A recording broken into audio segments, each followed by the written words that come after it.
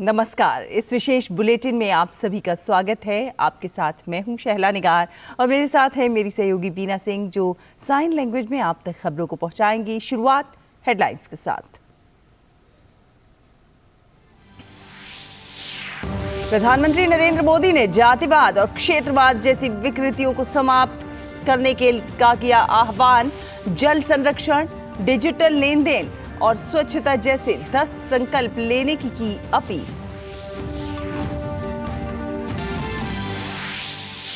एक राष्ट्र एक चुनाव को लेकर दिल्ली में आज होगी उच्च स्तरीय समिति की दूसरी बैठक। रोड मैप शेयर करने पर होगा कोविंद समिति का फोकस।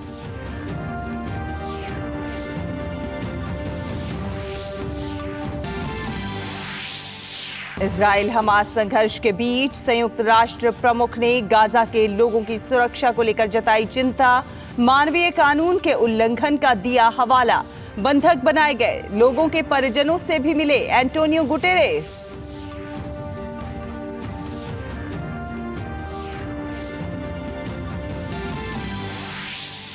अहमदाबाद में आज से शुरू होगा आदि महोत्सव।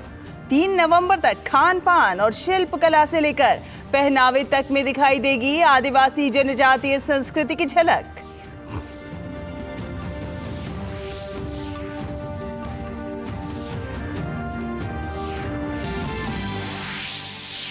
वनडे विश्व कप में आज दिल्ली में भिड़ेगी ऑस्ट्रेलिया और नीदरलैंड की टीम। कल खेले गए मुकाबले में दक्षिण अफ्रीका ने बांग्लादेश को दी करारी शिकस्त।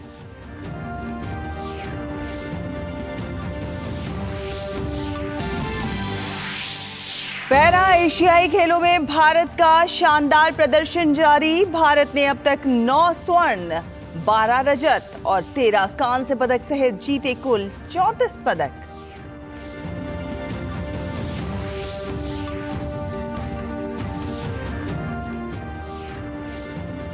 और अब खबरों को देखेंगे विस्तार से। प्रधानमंत्री नरेंद्र मोदी ने भारत को ऐसे विकसित राष्ट्र बनाने पर जोर दिया है जो आत्मनिर्भर होने के साथ साथ सभी लोगों को अपने सपने साकार करने का समान अधिकार देता हो।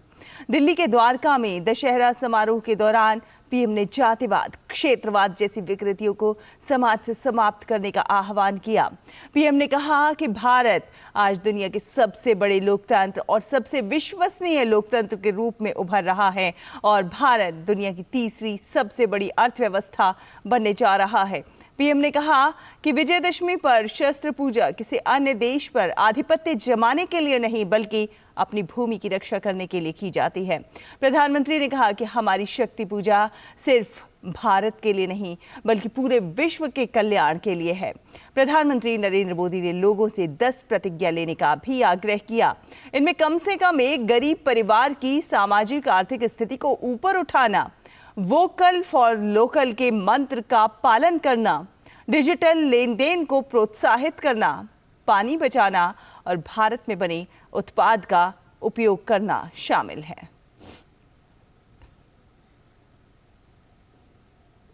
राष्ट्रपति द्रौपदी मुर्मू दिल्ली के लाल किले में आयोजित दशहरा समारोह में शामिल हुईं।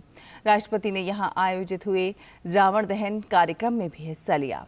इस अवसर पर राष्ट्रपति द्रौपदी मुर्मू ने कहा कि दशहरे का पर्व हमारे महान राष्ट्र के साझा मूल्य को दर्शाता है। उन्होंने कहा कि ये पर्व समाज में सच्चाई, नैतिकता और मर्यादापूर्ण व्यवहार को अपनाने की प्रेरणा भी देता है।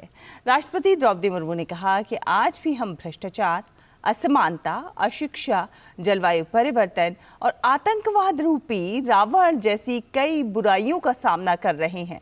उन्होंने कहा कि प्रभु श्री राम के जीवन मूल्य इन सभी चुनौतियों से निपटने में हमारी मदद कर सकते हैं।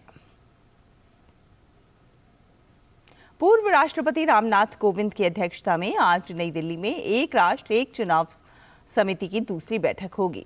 इससे पहले बीती 23 सितंबर को इस उच्च स्तरीय समिति की पहली बैठक हुई थी। इसमें फैसला लिया गया था कि एक साथ चुनाव के मुद्दे पर मान्यता प्राप्त राष्ट्रीय और क्षेत्रीय दलों के विचार लिए जाएंगे। पूर्व राष्ट्रपति की अध्यक्षता में बनी इस समिति में गृह मंत्री अमित शाह और पूर्व सांसद गुलाम नबी आजाद समेत 8 सदस्य हैं। कानून मंत्री अर्जुन राम मेघवाल विशेष सदस्य बनाए गए हैं।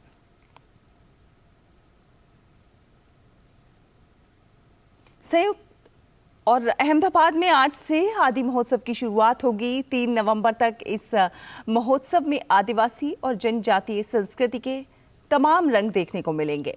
केंद्रीय जनजातीय कार्य मंत्री अर्जुन मुंडा आदि महोत्सव का उद्घाटन करेंगे। इसमें जनजातीय संस्कृति, शिल्पकला, खान पान और आर्थिक प्रयासों के अलग अलग तरीकों को दर्शाने के लिए 100 से अधिक स्टॉल लगाए जाएंगे, जहां हस्तशिल्प, हथकरघा, मिट्टी के बर्तन, आभूषण जैसी चीजों का प्रदर्शन लोगों को देखने को मिलेगा। इस अवसर पर गणमान्य लोगों में संसद सदस्य श्रीमती रमीलाबेन बारा और गुजरात सरकार के जनजातीय विकास मंत्री डॉक्टर कुबेर भाई डिंडोर के अलावा ट्राइफेड के वरिष्ठ अधिकारियों के शामिल होने की उम्मीद है। भारत की अपनी जनजातीय विरासत को जानने के लिए आदि महोत्सव एक अहम माध्यम साबित होता आ रहा है।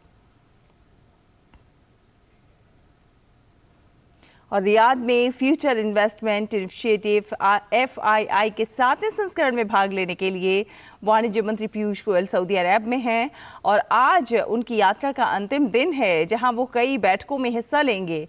पहले दिन उन्होंने सम्मेलन के पहले सत्र को संबोधित किया। उन्होंने देश में विकास और समृद्धि के लिए निवेश के नए रास्तों पर अपने विचार रखे। पीयूष गोयल ने सकारात्मक वैश्विक प्रभाव पैदा करने पर भी जोर दिया। अपने दौरे के दौरान पीयूष गोयल ने विश्व बैंक के अध्यक्ष अजय बंगा से मुलाकात की। पीयूष गोयल ने अपने सोशल मीडिया पोस्ट में बंगा से मुलाकात की तस्वीरें भी साझा की। फिलहाल एक छोटा सा ब्रेक के उस पार खबरों का सफर जारी रहेगा। देखते रहिए DT न्यूज़। होंगे बच्चे स्वस्थ भले भूलेगा बचपन, इन्हें पिलाओ मुगली घुट्टी 555। अर्जुन, एग्जाम्स में you made us really proud. अब आगे क्या सोचा है? पापा, मैंने IIT जाना है और इंजीनियर बनना है।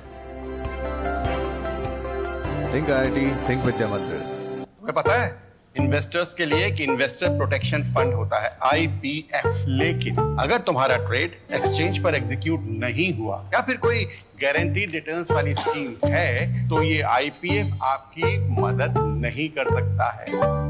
और अगर आपका ब्रोकर ही डिफॉल्टर बन जाए तो फिर IPF आपको कॉम्पेंसेशन दिला सकता है। कहां से सीखा? NSE की साइट पर। सोचकर समझकर इन्वेस्ट कर।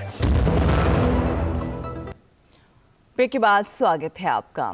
अमेरिका ने संयुक्त राष्ट्र से कहा है कि वो ईरान के साथ संघर्ष नहीं चाहता है, लेकिन राज्य सचिव एंटनी ब्लिंकन ने चेतावनी देते हुए कहा कि अगर ईरान या फिर उसके प्रतिनिधि कहीं भी अमेरिकी कर्मियों पर हमला करते हैं तो अमेरिका चुप नहीं बैठेगा और तेजी से कार्रवाई करेगा। ब्लिंकन ने 15 सदस्यीय संयुक्त राष्ट्र सुरक्षा परिषद से इजरायल और हमास के बीच जारी संघर्ष को लेकर बात की।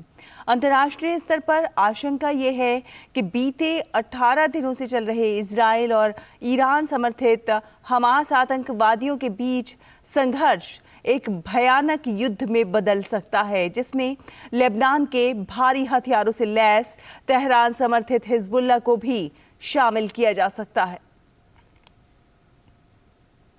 अमेरिका में कई राज्यों ने बच्चों के मानसिक स्वास्थ्य पर पड़ रहे कुप्रभाव को लेकर मेटा और उसकी सहायक कंपनियों पर केस दर्ज किए हैं।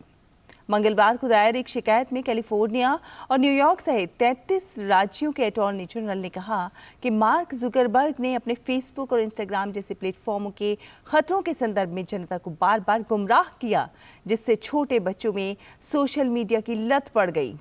ऑकलैंड और कैलिफोर्निया की संघीय अदालत में दायर शिकायत के अनुसार आधुनिक तकनीक का प्रयोग करके मेटा का मकसद सिर्फ मुनाफा कमाना है। सोशल मीडिया पर लाइक्स की लत लगाकर बच्चों और किशोरों की मानसिक सेहत खराब करने के आरोप में मेटा प्लेटफॉर्म और उसके अधीन आने वाले फेसबुक और इंस्टाग्राम के खिलाफ ये अब तक का सबसे बड़ा मुकदमा साबित हो सकता है। जर्मनी के तट के पास उत्तरी सागर में समुद्री 2 मालवाहकों की टक्कर के बाद चालक दल के एक सदस्य की मौत हो गई और 4 लापता हैं। प्रवक्ता ने बताया कि वैरिटी स्टील ले जा रही थी और उसमें 1300 क्यूबिक मीटर डीजल था। जर्मनी के हेलिगोलैंड द्वीप समूह के दक्षिण पश्चिम में लगभग 22 किलोमीटर दूर जहाज टकरा गए। सेंट्रल कमांड ने कहा कि पोलेसी में 22 लोग सवार थे, जिसमें से कोई भी घायल नहीं हुआ। संयुक्त राष्ट्र प्रमुख एंटोनियो गुटेरेस ने इजरायल और हमास के संघर्ष को चिंताजनक करार दिया है। उन्होंने गाजा पर लगातार बमबारी को लेकर कहा है कि सशस्त्र संघर्ष में कोई भी पक्ष अंतर्राष्ट्रीय मानवीय कानून से ऊपर नहीं है। हमास के हमलों से बौखलाई इजरायल की सेना पिछले 18 दिनों से गाजा पर लगातार बमबारी कर रही है।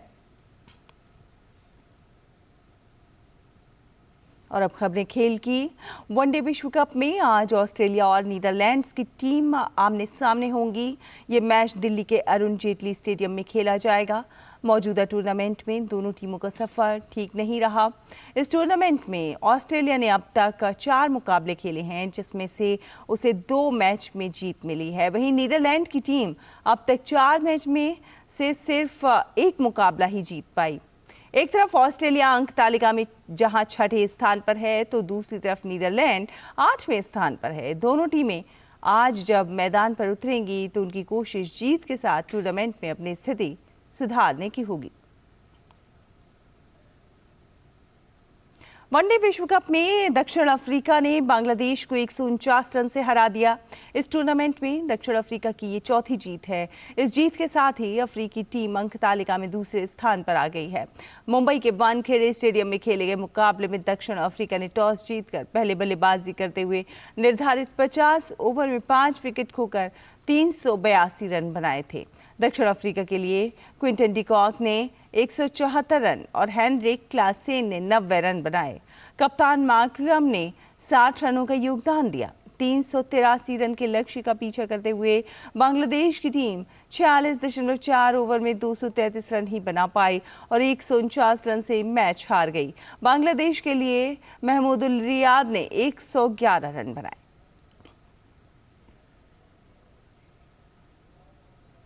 इसी के साथ इस विशेष बुलेटिन में फिलहाल इतना ही। मुझे, बीना को और हमारी पूरी टीम को दीजिए अनुमति। नमस्कार।